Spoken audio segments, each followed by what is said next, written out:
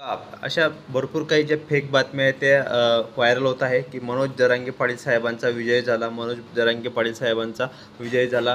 तर बघा, अशा ज्या सोशल मीडियावर बातम्या ज्या व्हायरल होत आहेत, तर त्यांना एक रिक्वेस्ट आहे की तुम्ही अशा बातम्या देऊ नका. त्यांना एक विनंती आहे की तुम्ही अशा फेक बातम्या ज्या पसरवू नका. बघा, अजूनपर्यंत जो निर्णय आहे तो पेंडिंग आहे आणि त्यावर जे आहे ते न्यायालयामध्ये आता ते धाव घेतलेली आहे. त्यामुळे जो निर्णय आहे तो मंत्रिमंडळाकडे सोपवण्यात आलेला आहे.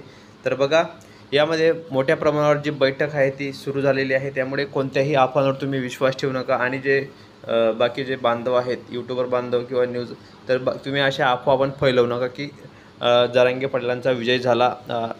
कोणी असं सांगत आहे की प्रमाणपत्र दिले, तर अशा फेक बातम्या तुम्ही कृपया करून देऊ नका. बघा, जशी बी माहिती तशी मी तुम्हाला देणारच आहे, परंतु अशा फेक बातम्यांपासून सावध राहा. तर जे ऑथेंटिक आणि नवीन बातम्या आहेत तेच मी तुम्हाला देणार आहे. त्यामुळे तुम्ही आपल्या चॅनलला पटकन लाईक करा आणि शेअर करा आणि सबस्क्राईब करा. तुम्हाला ऑथेंटिक बातम्या मी पुढील व्हिडिओमध्ये मी देणारच आहे. पुढे बघू शकता तुम्ही की अशा